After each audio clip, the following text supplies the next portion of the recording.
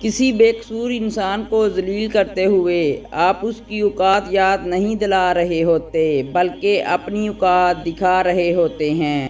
کسی کے ساتھ غلط کر کے اپنی باری کا انتظار ضرور کرنا، کیونکہ قسمت جب تماچا مارتی ہے تو وہ منہ پر نہیں روح پر لگتا ہے۔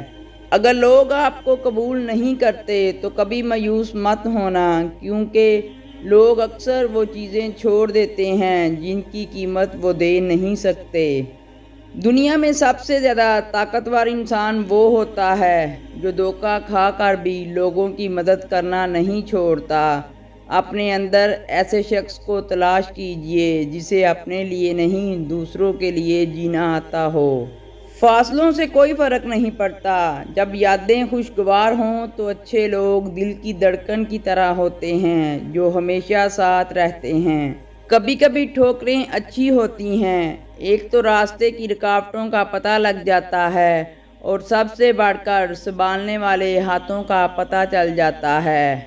اگر آپ سوچ رہے ہیں کہ ہر چیز آپ کے ہاتھوں سے نکل رہی ہے اور حالات آپ کے موافق نہیں ہیں، تو ایک دفعہ اس درخت کے بارے میں ضرور سوچنا جو ایک ایک کر کے اپنے تمام پتے کھو دیتا ہے لیکن پھر بھی کھڑا رہتا ہے، اس امید پر کہ بہار کے دن آئیں گے۔ تنکا تنکا اگر امید کے ساتھ اکٹھا کرو تو گھونسلہ بنتا ہے، اور اگر وہی تنکے بے دلی سے اکٹھے کیے جائیں تو جھاڑو بن جاتی ہے۔ نفرت وہ چیز ہے جو ایک لمحے میں محسوس ہو جاتی ہے، اور محبت وہ چیز ہے جس کو ثابت کرنے میں زندگی گزر جاتی ہے۔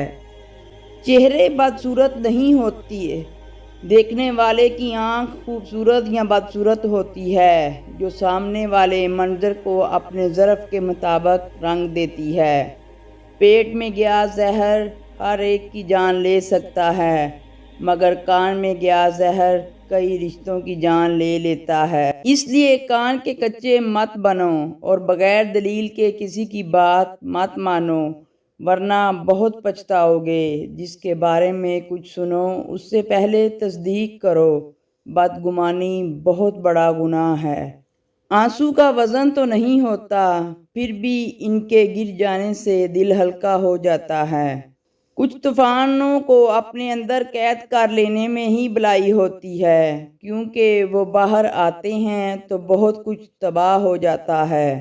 جہاں روشنیوں کی کثرت ہو وہاں سائے بھی زیادہ گہرے ہوتے ہیں۔ زندگی میں اتنی محنت کیجئے کہ آپ کی تقدیر بھی آپ کی سوچ کی پیروی کرے۔